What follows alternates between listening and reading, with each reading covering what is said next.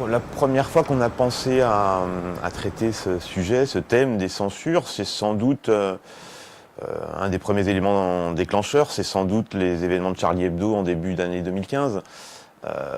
En janvier 2015, c'est évident qu'après le coup de semonce que ça a représenté, on s'est peut-être dit à ce moment-là, parce que c'est venu évidemment quelques semaines, quelques mois après, c'est pas juste derrière, mais un des éléments déclencheurs, c'est ça, c'est qu'effectivement, ce qui s'est passé à ce moment-là, qui dit censure dit atteinte à la liberté d'expression et questionne profondément ce qu'est la liberté d'expression et ce que ça veut dire aujourd'hui que de pouvoir s'exprimer quand on est un artiste et, voilà, et s'emparer avec son art d'un certain nombre de sujets. Voilà, ça c'est le premier élément. Après le deuxième, c'est sans doute aussi que on est dans une période où l'actualité sur les questions proprement cinématographiques est aussi très marquée par un certain nombre de films qui voient leur numéro de visa retiré, voient des interdictions qui étaient à moins de 12 passer à moins de 16, de moins de 16 à moins de 18. Je pense au film Love de Gaspard Noé, je pense évidemment à La vie d'Adèle d'Abdelatif Kechiche, je pense au film Salafiste, je pense très dernièrement au film Antichrist de Lars von Trier. Voilà. Donc il y a en ce moment une période effectivement qui est assez inquiétante, en tout cas questionnante, qui donne l'impression qu'un vent un petit peu désagréable souffle sur les libertés d'expression en France. Donc du coup, on s'était dit que c'était le moment ou jamais de s'en emparer. Bien sûr. Bah, en fait, c'est un peu chaque année. Nous, on a un thème chaque année. On a traité le féminisme, on a traité le travail, on a traité les utopies, on a traité les mouvements black américains des années 70. Donc, du coup, on a toujours des thèmes qui sont très très larges, qui couvrent. Enfin, si on veut vraiment les faire résonner de manière exhaustive, ça serait un mois de programmation non-stop. Donc, on est obligé toujours de choisir des axes, des chapitres de programmation. Et là, sur celui de la censure, ce qu'on a décidé, c'est plutôt de faire des focus. Et de traiter ça effectivement sur le mode de les censures dans le cinéma, elles sont évidemment multiples, diverses. Il y a des censures économiques, il y a des censures politiques, il y a des censures morales, il y a des censures religieuses, il y a de l'autocensure. Donc ce qu'on a voulu, c'est au travers de ces quelques focus dont je vais vous parler, c'est traiter toutes ces censures-là, voilà, qui sont effectivement, en fonction des époques, plus ou moins marquantes, plus ou moins prégnantes et plus ou moins importantes. Entre 70 et 90 films chaque semaine, enfin pendant une semaine, chaque année. Ça dure une semaine, sur chaque film il y a une seule séance, donc il y a vraiment beaucoup de films pendant la semaine, et les films touchent tous les genres confondus, tous les formats confondus, le documentaire, la fiction, les courts-métrages, les films essais, les films expérimentaux, les films fleuves, les films courts, voilà.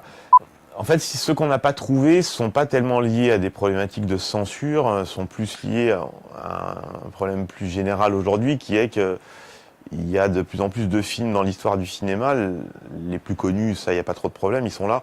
Mais dans les films les moins connus, où il n'y a plus d'ayants droit, où il n'y a pas forcément eu un travail d'archivage suffisamment important pour qu'il soit archivé dans une cinémathèque ou dans un lieu recensé. Et donc, du coup, il faut remonter la chaîne des ayants droit pour arriver à trouver qui aurait une copie de tel ou tel film.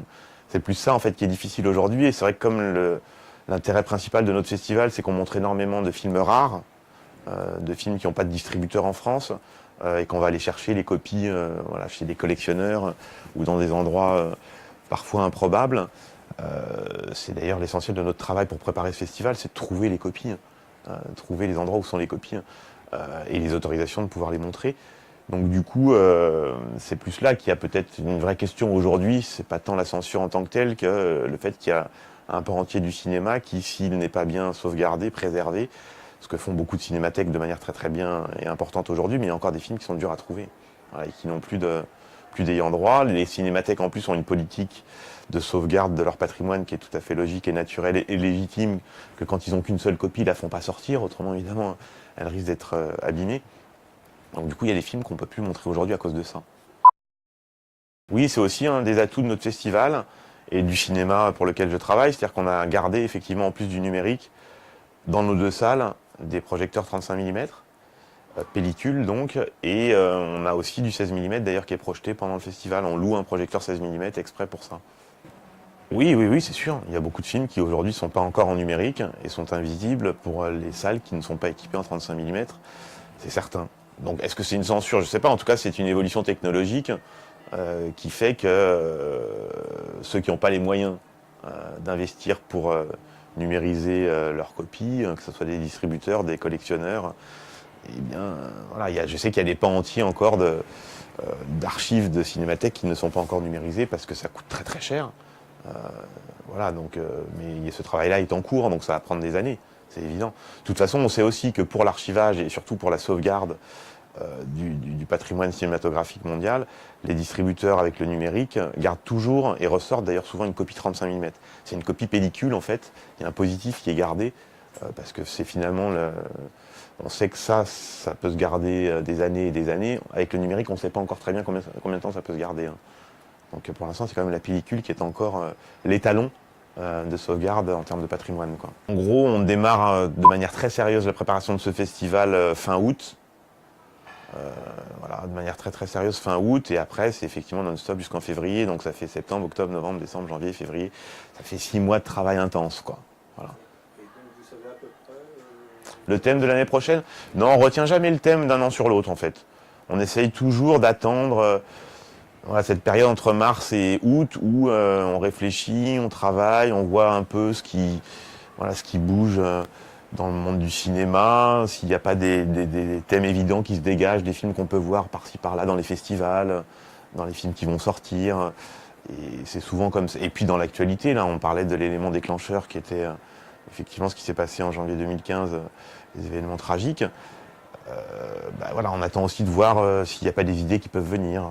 Mais pour l'instant, il n'y a pas d'idées retenues, en tout cas. On a toujours plein d'idées, mais on n'a rien de retenu. Effectivement, quand on arrive à ce résultat-là, c'est-à-dire le programme qui est enfin publié et puis que le public est là, c'est d'abord pour le public qu'on travaille. Hein. Donc quand le public est là, puisqu'on est presque dimanche soir à 4000, un peu plus de 4000 entrées, c'est formidable, bien sûr. Ouais.